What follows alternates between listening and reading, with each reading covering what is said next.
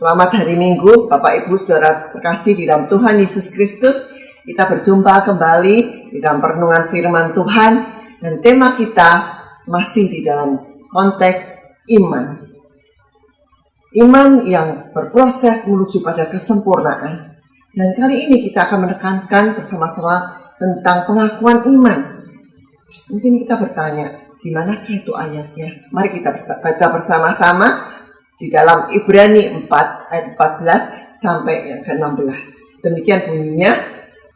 Karena kita sekarang mempunyai imam besar agung yang telah melintasi semua langit, yaitu Yesus anak Allah, baiklah kita teguh berpegang pada pengakuan iman kita.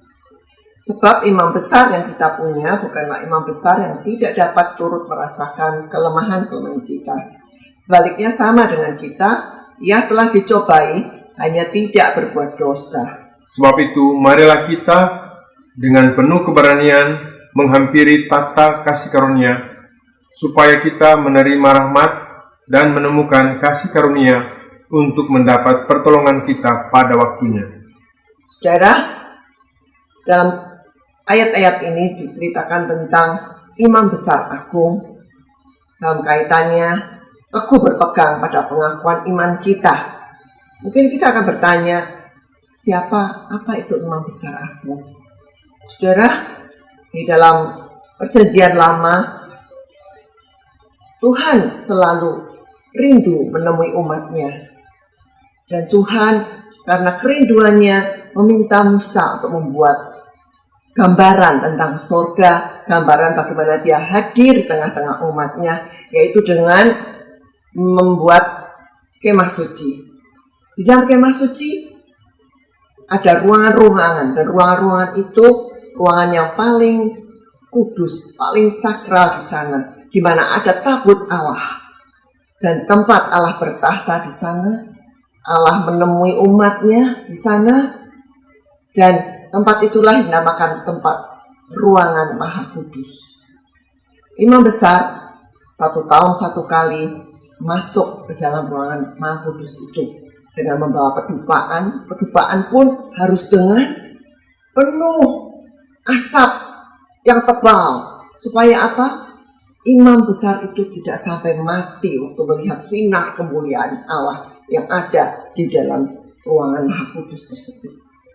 Nah, Bapak Ibu sekalian, selain imam besar ini harus masuk dengan asap yang begitu tebal, asap pedupaan yang begitu tebal, dia juga harus mempersembahkan korban-korban sedemikian rupa sebagai permohonan supaya layak untuk menghadap hadirat Allah yang luar biasa itu.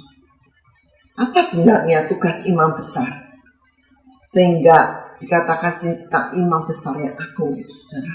Dan apa kaitannya dengan yang namanya pengakuan iman tadi?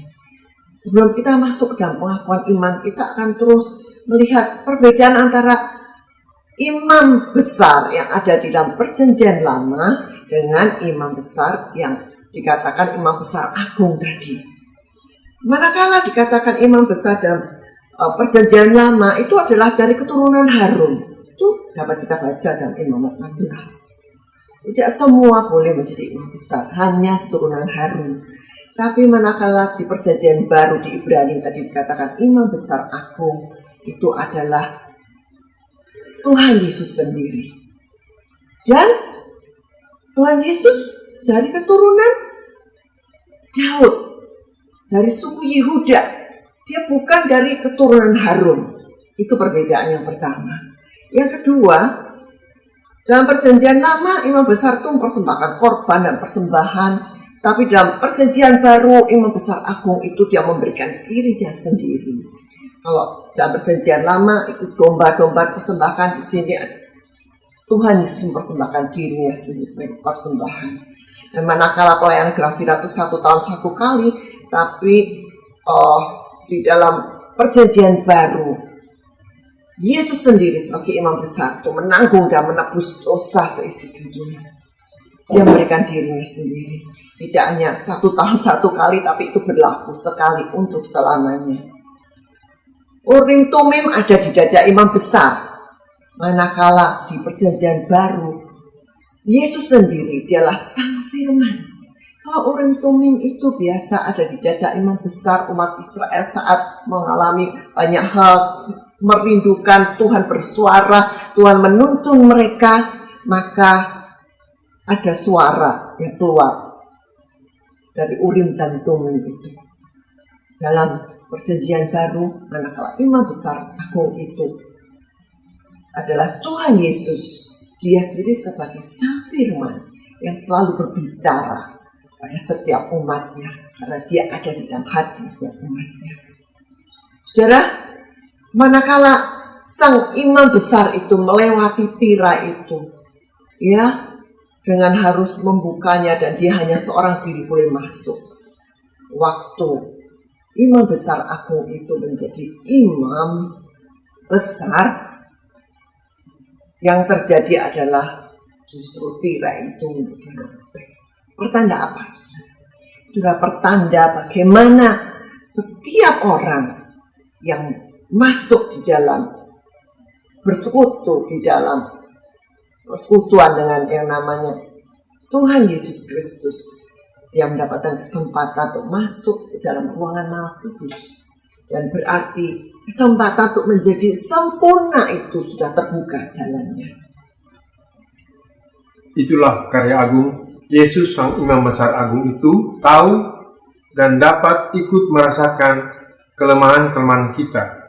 Dia tahu rasanya saat kita terkena wabah corona seperti ini, dengan semua dampaknya yang membuat kita merasa bosan tinggal di rumah saja, dengan segala kekhawatiran yang muncul, berbagai tekanan-tekanan yang kita alami. Semua itu dia tahu dan dia dapat merasakannya. Bahkan semua godaan-godaan yang kita alami sebagai manusia, godaan karena kelemahan kita, dia tahu dan dia bisa merasakannya, tetapi dia tidak berdosa.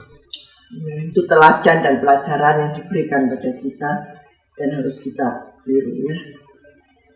Sang Imam Besar Agung itu juga membuka jalan untuk kita berani menghampiri tahta kasih karunia. Berani karena dapat masuk ke tahta Allah tanpa tertimpa hukuman mati. Ya. Karena hukuman mati itu sudah ditanggungnya sendiri.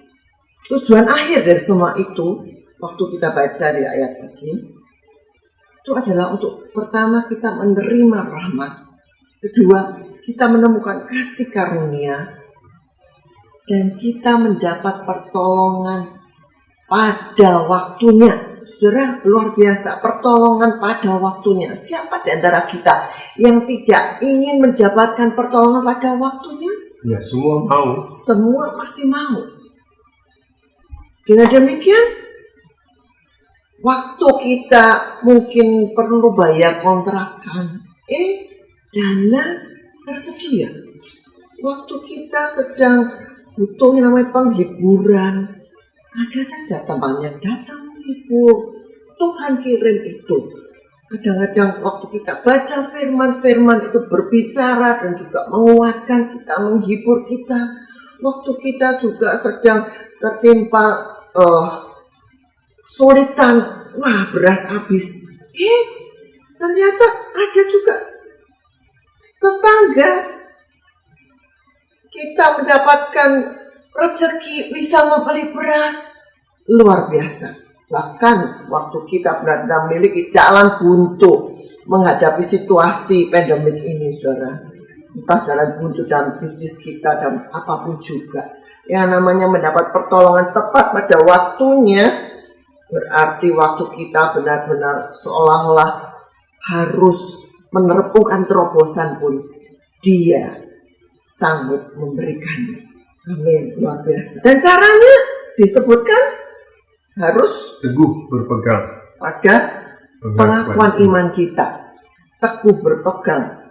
Kalau dikatakan teguh berpegang itu berarti tidak goyah, ya.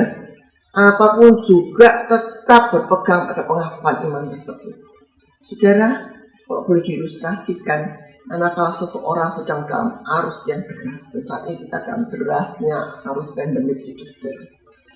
Waktu kita merasa seolah kita bakalan hanyut pun, dan seseorang yang sedang merasakan seperti itu di arus yang deras, yang menemukan sebuah batu karang yang teguh, yang kuat, yang bisa berpegangan kuat, dia bisa tertolong, tidak hanyut, saudara.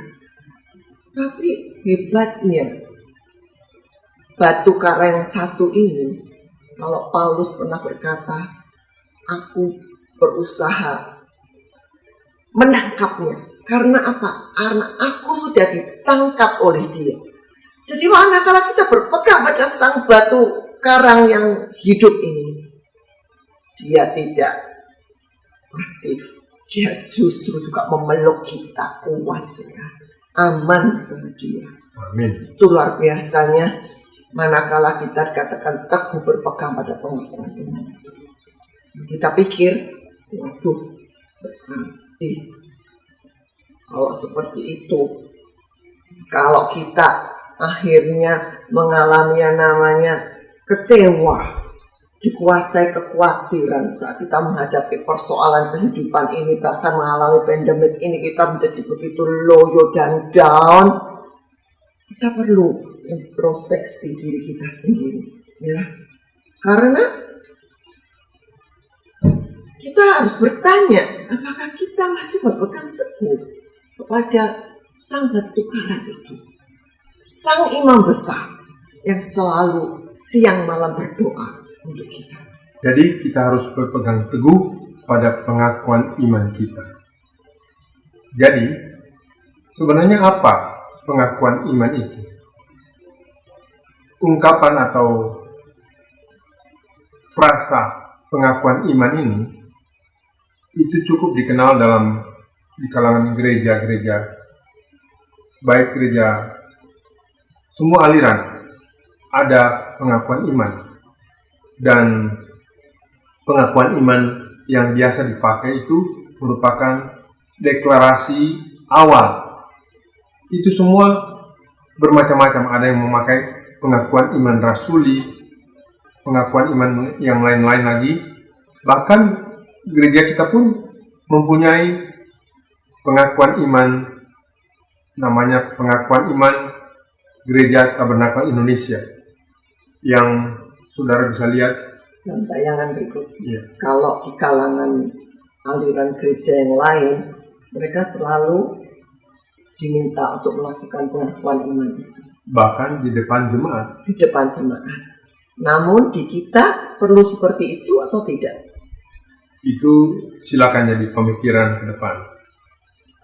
Silakan menjadi pertimbangan gitu ya. Karena kita tidak biasa melakukannya. Tapi bukan itu saja. Sebab ada ayat-ayat di dalam firman Tuhan. Misalnya dalam Ibrani 3 ayat 1. Ibrani 3 ayat yang pertama.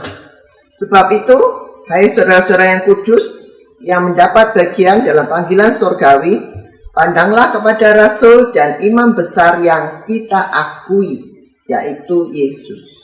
Kata kita akui dalam terjemahan lain dikatakan imam besar atas pengakuan kita. Jadi dia memperjuangkan pengakuan percaya kita. Juga dikatakan dalam Roma 10 ayat 9 dan 10, dengan hati orang percaya hingga dibenarkan, dengan mulut orang mengaku sehingga selamat. Bahkan Roma 10 ayat 13 mengatakan, Roma 10 ayat 13, sebab barang siapa yang berseru kepada nama Tuhan akan diselamatkan. Jadi ini erat hubungannya dengan keselamatan. Makanya biasa dipakai sebagai deklarasi awal ketika orang menjadi percaya dan mau menerima Tuhan, mau mengikuti Tuhan pada perubahan jalannya, itu diberi kesempatan untuk mendeklarasikan bahwa dia percaya. Cukup cuman sekali mendeklarasikannya? Oh tentu tidak. Itu harus dideklarasikan dan dihidupi. Sehingga sepanjang hidupnya, sepanjang perjalanan yang selanjutnya, ketika apapun mau menyerang, menggoda, menarik dia dari iman yang sempat diakui permulaan itu, dia harus tetap berpegang, tetap mengakui dan menolak semua hal yang akan menjatuhkan dia. Bahkan kita tahu di dalam Matius 10 ayat 32 ada lagi catatan tentang pengakuan ini. Matius 10 ayat 32. Setiap orang yang mengakui aku di depan manusia, aku juga akan mengakuinya di depan Bapakku yang di sorga. Tetapi barang siapa menyangkal aku di depan manusia, aku juga akan menyangkalnya di depan Bapakku yang di sorga. Nah, ini adalah pengertian yang lebih dalam daripada pengakuan iman yang biasa tadi, yang merupakan deklarasi permulaan yang diakui sebagai pengakuan iman dari gereja-gereja, termasuk gereja kita. Yang lebih dalam dari itu adalah keyakinan dan keteguhan hati memegang pengakuan itu pada saat apapun. Sebab dikatakan, jikalau kamu malu mengaku aku di depan manusia, aku juga akan malu mengakui kamu di hadapan Bapa, bahkan di hadapan malaikat-malaikat. Berarti ini lebih urgen dan lebih harus menjadi penekanan kita daripada pemahaman tentang berkata-kata iman itu. Oh, itu ungkapan dari terjemahan lama, kata-kata iman, yang sebenarnya adalah perkataan atau firman iman di dalam Roma 10 ayat yang ke-8. Ya, dan ini bukan sekedar memperkatakan iman dalam artian untuk mendapatkan sesuatu yang diinginkan ya. Jadi pengakuan iman ini justru deklarasi yang harus kita ucapkan, mungkin tidak selalu verbal, tapi selalu kita ungkapkan manakala kita menghadapi godaan dan tantangan dan apapun juga, supaya sang imam besar itu memperjuangkannya di hadapan, menolong kita. Kalau kita sudah merenungkan tadi, berarti luar biasa sekali yang namanya pengakuan iman itu. Apakah memang berarti pengakuan itu powerful dan sakti? Enggak. Bukan juga kita yang mengadakan pengakuan iman itu yang hebat, tetapi pengakuan iman itu, sasaran dari pengakuan iman itu yang hebat. Sebab pengakuan iman itu menunjuk pada Sang Imam Besar Agung. Dialah pengakuan iman kita. Berarti yang hebat, yang dahsyat itu adalah yang ditujukan itu tadi. Sang Imam Besar itu tadi. Pada siapa kita melakukan pengakuan iman tadi. Karena dia itu adalah rahasia Allah yang tersembunyi berabad-abad. Kolose 1 ayat 25-27. Kalau namanya rahasia Allah, dan saat ini kita sudah mendapat pernyataannya, itu berarti kita akan menemukan hal-hal yang luar biasa dari Allah saat kita mempercayai Yesus. Dan dia juga pengharapan yang penuh bahagia itu. Kata surat itu. Ya, pengharapan yang penuh bahagia. Saat-saat ini orang banyak bilang pengharapan. Tapi manakala kita teguh dalam pengakuan iman itu, kita punya pengharapan penuh bahagia itu. Dan dia juga pengakuan iman kita itu. Dia juga imam besar yang terus berdoa untuk kita. Ya. Jadi pengakuan iman itu kita tujukan pada Yesus, Sang Imam Besar dan sekaligus Sang Firman. Dengan demikian, waktu kita mengatakan berpegang teguh pada pengakuan iman kita, berarti pengakuan kita bahwa kita percaya juga kepada Sang Firman, dan Sang Firman yang kita bisa baca saat ini adalah Sang Firman yang dalam bentuk tertulis, ya, baik itu perjanjian lama dan perjanjian baru. Sebab itu pengakuan iman terkait dengan yang namanya kita percaya kepada firman Tuhan yang tertulis, yaitu perjanjian lama dan perjanjian baru. Saat kita menyadari ada kekhawatiran misalnya, Demikian rupa kuat itu menerpa hidup kita. Manakala kita mempercayai, mengakui bahwa Sang Firman itu hidup dan menjadi bagian dari iman kita, kita akan memperhadapkan diri kepada Sang Firman itu untuk mendengar tuntunannya. Baik itu lewat firman yang kita baca, waktu kita merenungkan bersama dia mungkin akan berkata, nah ingat ayat ini, bunga bakung di padang, aku dandani sedemikian rupa, burung pipit yang tidak pernah menabur, bahkan tidak ada satupun dibiarkan mati kelaparan, apalagi dirimu yang sangat berharga. Dengan demikian kita menjadi kuat kembali. Kekhawatiran menguasai itu kita dapat kalahkan. Amin.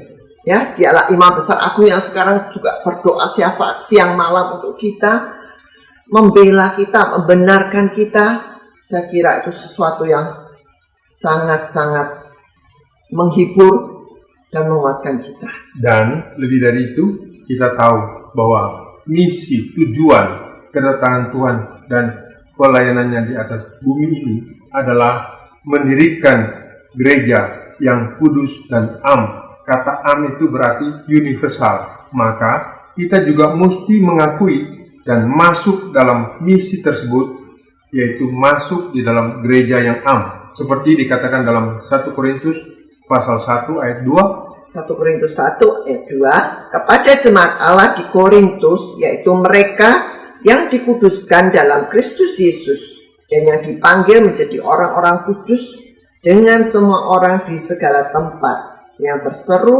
kepada nama Tuhan kita Yesus Kristus, yaitu Tuhan mereka dan Tuhan kita. Nah, itu salah satu ungkapan bagaimana gereja universal yang mencakup orang-orang kudus sepanjang zaman.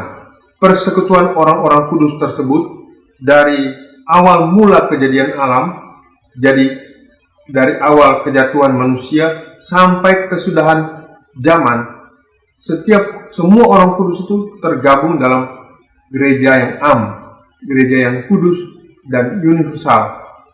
Begitu juga gereja itu merupakan persekutuan yang utuh dari orang-orang kudus, dari denominasi manapun, dari zaman manapun, dari bagian bumi manapun.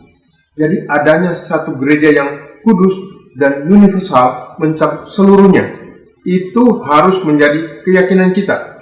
Berarti waktu Tuhan memanggil Abraham, kita waktu itu melihat karya keselamatan itu lewat sebuah keluarga. Ternyata berikutnya lewat sebuah bangsa Israel. Namun lewat bangsa Israel pun ternyata rencana keselamatan itu sering terhalang. Berarti Tuhan sudah melihat semuanya. Dari keluarga, dari negara, sebuah bangsa. Tuhan tidak memilih cara itu. Akhirnya Tuhan justru menaruhkan mandat menjadi saksi buat berita kebenaran itu lewat gerejanya kudus dan am itu tadi ya. Jadi lembaga yang dipilih oleh Tuhan satu-satunya adalah gereja. Dan itu berarti gereja mencakup seluruh dunia. Maka kita sangat tidak cocok bila kita alergi berbicara tentang gereja, bagaimana kita cuek terhadap pemahaman tentang bergereja dan menggereja, karena misinya Tuhan mendirikan gereja yang kudus dan am, dan ini Tuhan mau mempelainya. Kalau dikatakan jemaat Tuhan itu mempelainya, tubuhnya ini benar-benar bisa menyatu dan makin menjadi sempurna, kudus, tidak bercela. Luar itu biasa. akan terjadi dan itu akan muncul.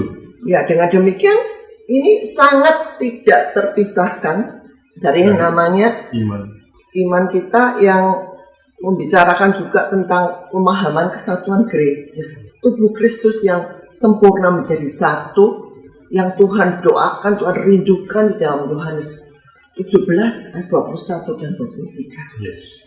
Ya, kita sebab itu kita berjemaat selalu mendoakan hal itu. Betul? Kita merindukan itu terjadi dan kita mau terus berpartisipasi, mengambil bagian di dalamnya, sekalipun kita mungkin belum terlalu banyak hal, tapi kita terus berdoa dan terus merindukan. Dan selain itu, misi Tuhan di dalam dunia ini adalah Dia datang, Dia lahir, melayani dunia ini, bahkan kemudian mati di kayu salib, lalu dikuburkan, Dia mengalami kebangkitan. Maka harus kita ketahui juga bahwa Pengakuan iman itu menyangkut juga iman kita atas hal ini. Ya. mengenai kebangkitan orang mati, kebangkitan pada akhir zaman, penghakiman terakhir, Yes. dan kedatangan Tuhan kembali. Amin. Jadi salah satu yang perlu mendasari iman kita dalam proses menuju pada kesempurnaan, saudara, adalah kesadaran dan keteguhan kita berpegang pada pengakuan iman tersebut. Amin. Dalam kondisi apapun, suka, duka, waktu pandemik atau tidak, sedang kita kondisi ekonomi begitu nyungsep, begitu merosot, atau sedang kelimpahan sekalipun, saat kita sehat, saat kita sakit, dalam keadaan apapun juga, kita harus tetap berpegang pada pengakuan iman. Dengan demikian, itu membuat kita terus meningkat di dalam kesempurnaan. Selain janjinya untuk kita mendapatkan pertolongan tepat pada waktunya. Mari kita berdoa. Tuhan, terima kasih karena Engkau memberikan kepada kami sebuah kesempatan untuk mengakui dan memiliki pengakuan iman, yaitu sebuah pengakuan terhadap Engkau, Tuhan kami, yang akan kami pegang sepanjang umur hidup kami. Tuhan, biar Engkau meneguhkan setiap kami dalam pengakuan ini, Tuhan, sehingga tiap saat dalam keadaan bagaimanapun juga kami tetap memegang teguh pengakuan iman itu, dan kami menyasarkan atau menunjukkan pengakuan iman itu hanya kepada Engkau yang kami percaya, Engkau yang menjadi pengakuan iman kami, Engkau yang akan menjadi imam besar yang memperjuangkan setiap pengakuan kami di dalam situasi dan kondisi apapun. Engkau yang meneguhkan, Engkau yang menjadi imam besar yang berdoa siang malam untuk kami semua. Terima kasih Tuhan, di dalam nama Tuhan Yesus kami berdoa. Haleluya. Amin.